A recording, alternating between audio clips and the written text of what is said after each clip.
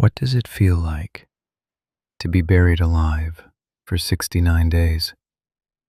No sunlight, no way out.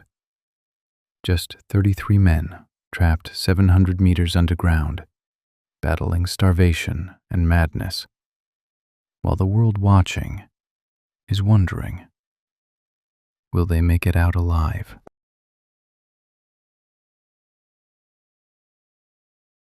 This is Final Seconds Explained. Explaining the most dangerous moments on Earth.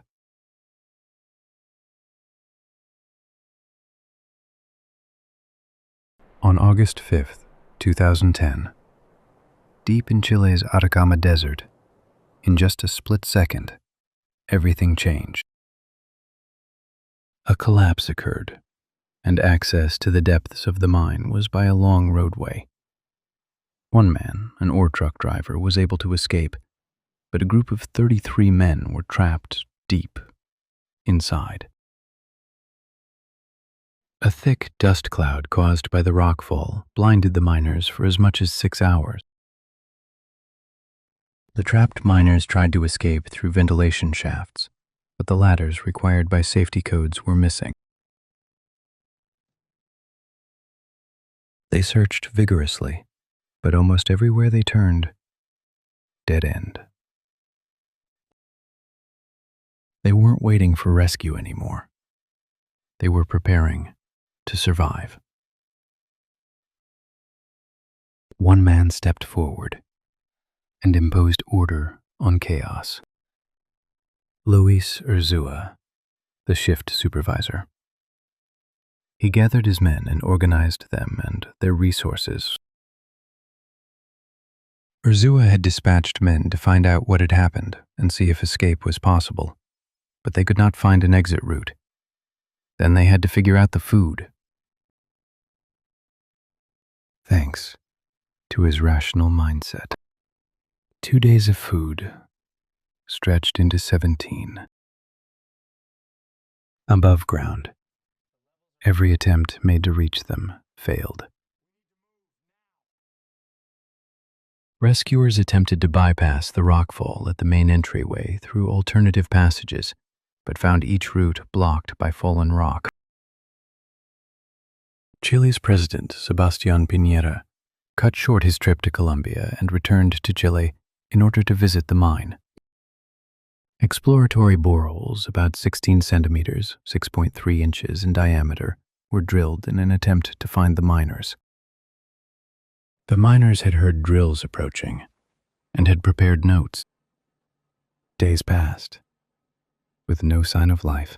Then, on day 17, something impossible happened.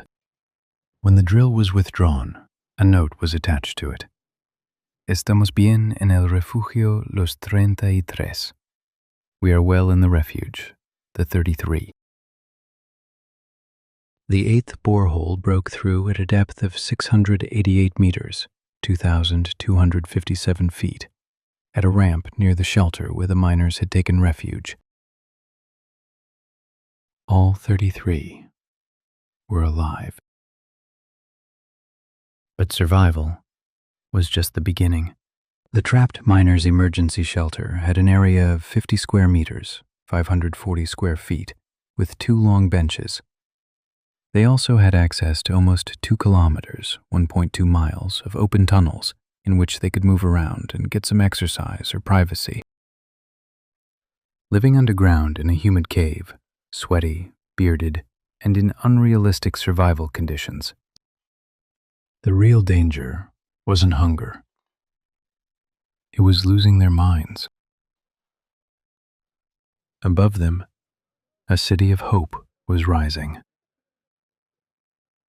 Campamento Esperanza, Camp Hope, was a tent city that sprang up in the desert as word of the mine's collapse spread. Relatives gathered at the mine entrance and slept in cars as they waited and prayed for word on the rescue operation's progress.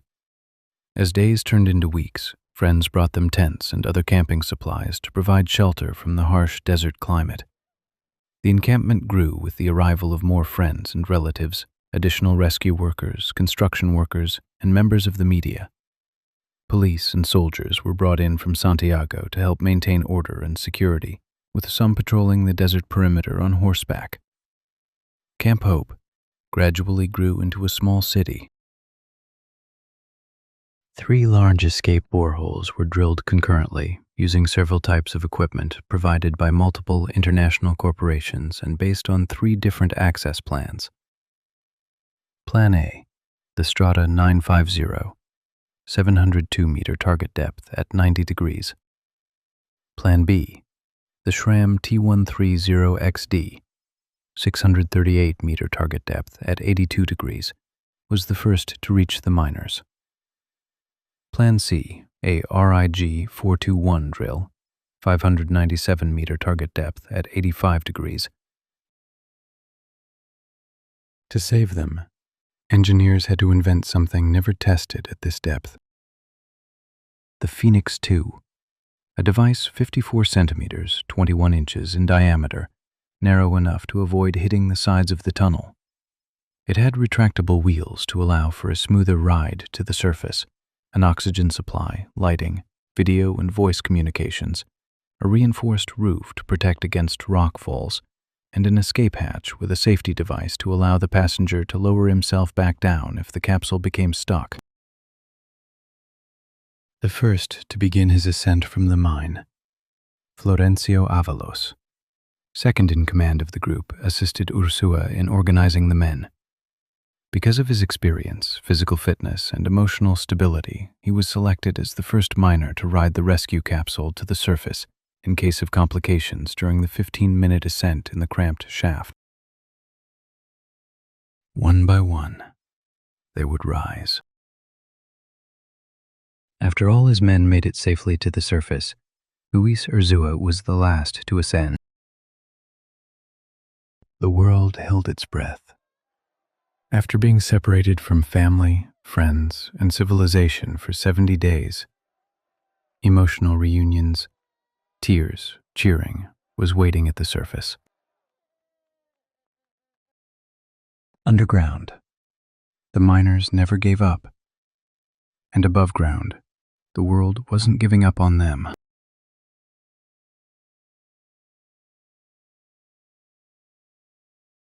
After 69 days, every single miner made it out alive.